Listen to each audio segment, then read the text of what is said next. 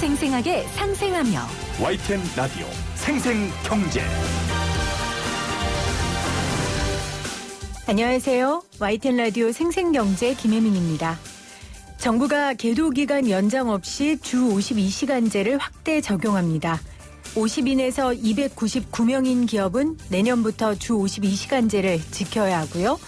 내년 7월부터는 5인에서 49인 사업장에도 52시간제가 도입됩니다. 계도기간 연장은 없습니다. 계도기간은 다른 사람을 일깨운다라는 의미로 새로운 제도를 알리고 정착하는 시간을 의미하죠. 그 시간 동안 새로운 제도를 받아들일 준비를 하는 겁니다. 방금 전 전두환 씨는 사자 명예훼손으로 징역 8개월, 집행유예 2년을 선고받았습니다. 재판부는 지금이라도 5.18 책임자 피고인이 이 판결 선고를 계기로 과거를 돌이키고 국민에게 사죄하고 용서받기를 바란다고 말했는데요.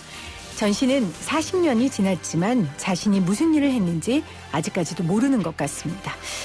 더 이상 계도 기간은 필요하지 않는 것 같죠? 2020년 11월 30일 YTN 라디오 생생경제 지금 시작합니다.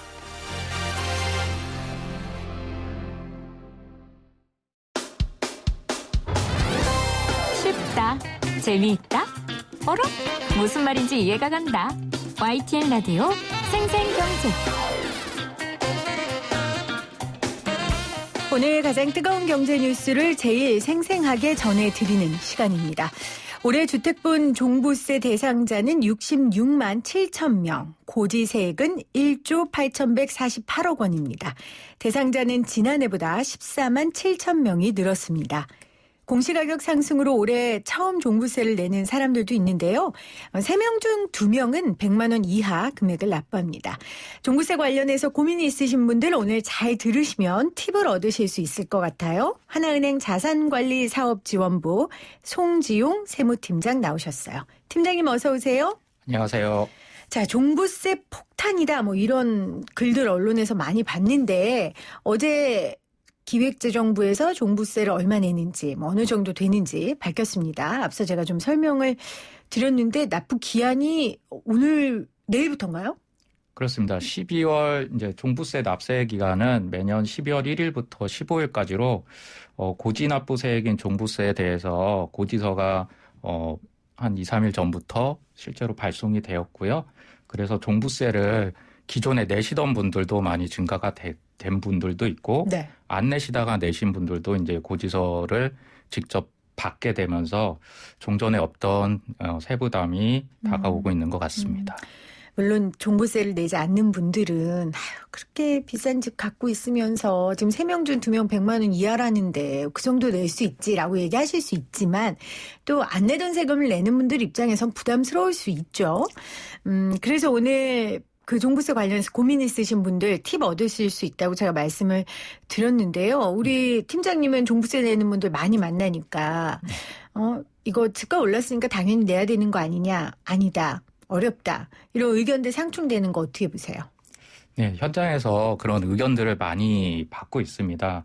사실 뭐 좀 자산을 보유하고 있는 분들도 내는 거는 부담스러워하는 분도 있고 문제는 이제 그 자산이 그렇게 충분치 않은 분들도 종부세를 내야 되는 경우들이 많아서 1주택자들 네, 이런 분들은 도대체 어떻게 해야 할 것인지 이런 부분에 대해서 상담하면서도 좀 고민이 많이 되는 부분인데요. 일단 뭐 그 기본 원리를 좀 이해를 하셔야 될 것 같아요. 종부세는 저희가 이제 재산세와 더불어서 대표적인 보유세 중에 하나라고 할 수 있는데요. 네. 보유세란 거는 결국엔 이제 실현되지 않은 재산 가치에 대해서 세금을 부담하게 되는 구조입니다. 따라서 이제 실제 양도를 통해서 소득이 실현되지 않았지만 이에 대해서 일정 부분의 세금을 과세하는 세금이라서 세금을 부담하는 납세자 입장에서는 의견이 충분히 다를 수 있는 부분이라고 생각이 들고요. 네.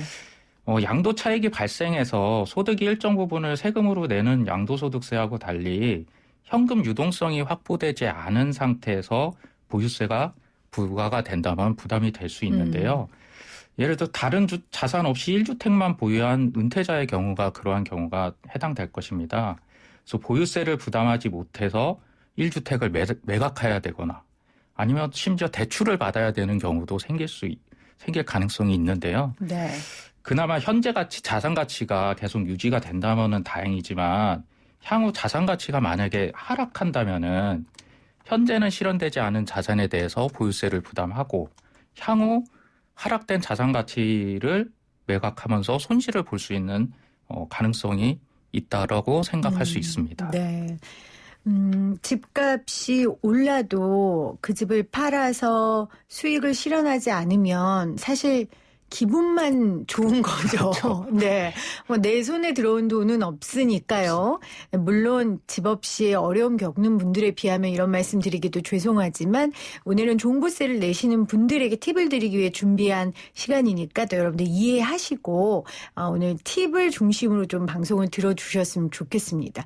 그러니까 지금 부동산 가격이 오르고 있으니까 그 오르는 데에 차익이 많아지고 거기에 대한 세금을 지금 내다 보니까 올라가는 거잖아요. 맞습니다. 차익 실현을 하든 안 하든. 결국 부동산 가격이 오르는 것이 문제네요. 네, 그렇게 생각할 수 있습니다. 현재 부동산 시장 안정화를 위해서 정부에서는 다주택자에 대해서 주택 보유 시에는 종부세 중과세, 양도시에는 양도세 중과세를 적용해서 어떠한 경우라도 세금 부담이 늘어날 수밖에 없는 구조인데요. 네. 양도에서 양도세 내고 남은 재산을 다 소비하지 않는 다음에는 결국 상속이나 증여재산으로 남게 됩니다.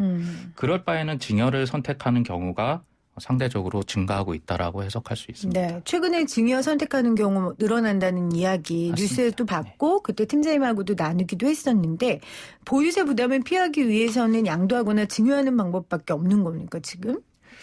일단 크게 두 가지로 볼 수 있죠. 네. 그래서 정부의 세제 개편 방법이 시장에 반영이 되어서 부동산 가격이 안정화된다면은 당연히 종부세 부담도 줄어들 것이고 할 텐데 부동산 시장 방향성이 사실 어디로 향할지 지금 전문가들도 시장에서 예측하기가 쉽지 않은 상황에서 네. 수익을 당장 실현해서 하는 양도보다는 증여세를 미리 내더라도 수익을 계속 이연시키는 증여를 선택하는 경우가 증가한다라고 이해를 하시면 될 것 같아요. 네. 즉 증여를 선택하시는 분들은 향후에도 부동산 가격이 떨어지지 않고 크게 하락하지 않고 계속 오를 거다라는 기대 심리가 어느 정도 반영돼 있다라고 해석할 수 있을 것 같습니다. 자, 그러면 양도세와 증여세 부담이 얼마나 차이가 납니까? 네, 현재 2주택자인 경우 그중에 한 주택을 양도시에는 21년 6월 1일 이전에 양도할 때 기본세율 10%가 중과가 되고요. 네. 6월 1일 이후 양도한다면 기본세율에 20% 중과세율이 적용이 됩니다. 네네. 중과세율이 적용될 때는 장기 보유에 대한 공제도 적용되지가 않고요. 양도세는 예전에 샀던 가격과 파는 가격과의 차이에 대해서 과세하는 양도 차익이 많을수록 세부담이 증가하도록 되어 있는데요. 그렇죠. 양도 차익이 5억 이상 구간은 42% 기본세율에 10%에서 20% 중과세율이 적용되니까 실제 부담하게 되는 세금은 양도 차익의 절반 이상 부담하게 되는 경우가 대부분이라고 보면 되겠습니다. 네. 하지만 증여세는 주택 수와 관계가 없고요. 증여 재산의 과세 표준이 5억 이하인 경우에는 10%에서 20%, 5억 이상 10억 이하인 경우에는 30%의 증여세율이 적용이 됩니다. 자, 지금 양도세와 증여세의 그 부담의 차이 설명을 해 주셨는데 들어보니 양도세보다는 지금 증여세 부담이 적은 거죠? 과세 구간의 차이는 있을 수 있는데 비교죠. 증여세 재산 가액이 뭐 10억 이상이 되지 않는 다음에는 증여하는 경우가 오히려 세부담이 줄어드는 경우가 대부분이고요. 네. 그렇기 때문에 정부에서는 이러한 부분을 보완하기 위해서 이제 7월 이후 주택의 증여에 대한 취득세를 기존 4%에서 12%로 개정을 했습니다. 단 1주택자가 배우자, 자녀 등에게 증여하는 경우에는 기존대로 4%고요. 또한 증여세는 대가를 받지 않고 무상으로 재산을 이전하는 것에 대해서 과세되는 세금이므로 증여받는 사람이 증여세를 납부할 수 있는 소득이나 재산이 있어야 합니다. 소득이 없는 경우에는 내야 하는 증여세 부분까지 함께 증여를 해야 되고요. 아, 그러면 소득 유무하고 상관없이 증여세가 그래도 부담이 적은 거 아니에요? 현재로서는 양도세 중과 규정 때문에 네. 그냥 양도를 감안하지 않고 증여를 하는 경우가 오히려 양도 차이 많이 나는 주택의 경우 증여세가 오히려 더 적게 나오는 경우가 많습니다. 그렇군요. 자, 종부세, 양도세, 증여세. 저하고 다 상관없는 세금이어서 사실은 무슨 말인지 잘 모르겠는데 일단은 증여세가 지금으로서는 종부세보다는 덜 부담스럽다라는 말씀을 해 주셨고, 해당 사항이 있으신 분들은 전문가를 찾아가서 상담을 하시는 것도 굉장히 도움이 많이 될 것 같아요. 네. 그리고 아까 전에 우리 팀장님도 얘기하셨지만 1주택자인 경우에는 부담스러울 수 있다. 특히 이제 은퇴하신 분들. 그렇습니다. 그런 분들은 부담스러우실 수 있다라고 했는데 오늘 기획재정위원회에서 소식통에 따르면 보도입니다. 소식통에 따르면 최근에 기재위 법안소위에서 여야가 윤희숙 의원이 대표 발의한 법이죠. 종부세법 일부 개정 법률안 중에 고령자 장기 보유 세액공제 확대 방안을 대안으로 추진하기로 잠정 합의했다고 하네요. 네. 아까 말씀드렸듯이 자산을 가지고 있는 부분에 대해서 네. 보유세를 부과하도록 이제 종부세가 개정이 됐는데요. 단지 이제 실생활에 이제 현금 능력이 부족하거나 은퇴자들에게 대한 부담이 가중될 수 있으니 네. 그거에 대한 보완이 필요해 보이기도 합니다. 그래서 종부세는 원칙적으로 인별로 합산을 하는데요. 세대나 부부 단위로 합산은 하진 않고 개인별로만 하는데 이런 경우에 1세대 1주택인 단독 명의로 보유 시에만 지금 9억 기본공제와 방금 말씀하셨던 장기 보유 공제, 고령자 공제를 적용을 받을 수 있습니다. 아하. 그러니까 1세대 1주택을 부부 명의로만 갖고 있어도 이 부분을 해당을 받지를 못하는 경우거든요. 그렇네요. 그래서 그런 부분을 이제 추가적인 세제 개편을 통해서 보완을 하겠다는 취지로 예상이 됩니다. 그러니까 올해 60세 이상 고령자 세액 공제율이 연령에 따라 10에서 30%, 장기 보유 공제는 5년 이상 보유 기간에 따라 20에서 50%가 적용이 됐는데 이제 이 부분이 조금 더 완화된다라는. 그렇죠. 더 공제를 좀 나이를 좀 낮출 가능성도 있어 보이고요. 네네. 사실 세법을 지금 고령자 공제를 최대 40%까지 확대하는 걸로 이미 20년 개정 세법에는 반영이 됐습니다. 하지만 이제 이 부분을 조금 더 개정을 할 여지는 있어 보입니다. 사실 최근에 서울 지역 부동산 가격이 급등을 해서 공시가격 12억 넘는 고가주택이 많아졌잖아요. 그렇습니다. 아까도 거듭 말씀드렸지만 이게 시세 차익 실현을 하지 않는 한 기분만 좋을 뿐이기 때문에 특히 은퇴자들에겐 부담스러울 수 있거든요. 그렇습니다. 그래서 이제 그런 의견들을 정부에서 잘 알기 때문에 대안들을 지금 조금씩 만들어가는 것 같습니다. 자, 오늘 송지용 하나은행 세무팀장과 함께 이 종부세 관련된 이야기 나누고 있는데 종부세, 양도세, 증여세에 있어서 우리가 기억하고 있으면 도움될 만한 것들 하나씩 알려주시면 좋을 것 같아요. 먼저 종부세. 네.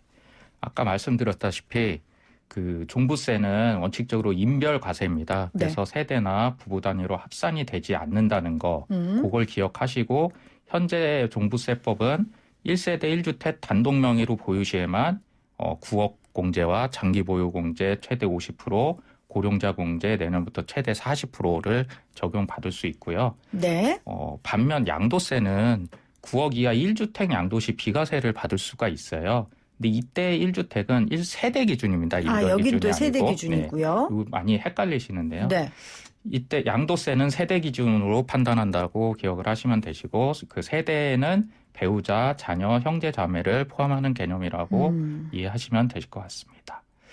증여세 부분 같은 경우 예전에는 이제 부담부 증여라고 해서 채무하고 함께 증여를 하게 되면은 그 채무를 같이 증여하는 부분에 대해서는 증여세를 내지를 않거든요. 네. 대신 양도세를 내게 됩니다. 아하. 근데 양도세를 내게 돼서 1세대 1주택인 경우를 증여를 하게 되면은 네. 비과세 혜택을 받기 때문에 증여세를 덜 내는 절세 효과가 있는데요.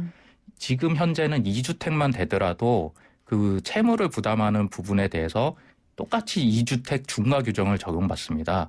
그래서 그냥 증여하는 것보다, 그러니까 그 부담부 증여를 하는 것보다 그냥 증여하는 것이 유리한 경우가 요즘 대부분이에요. 그래서 네. 예전에 활용했던 부담부 증여보다 그대로 증여하는 것이 요즘은 조금 더 유리한 측면이 있다라는 거 말씀드리겠습니다. 네. 각기 상황에 맞춰서 종부세냐 양도세냐 증여세냐 고민하시고 어떤 세든 정직하게 납부하시면 되겠습니다. 하지만 지혜롭게 자신에게 가장 맞는 세금으로 선택하셔서 내시면 좋을 것 같습니다. 자, 송지용 세무팀장과 함께했습니다. 팀장님 고맙습니다. 네, 감사합니다.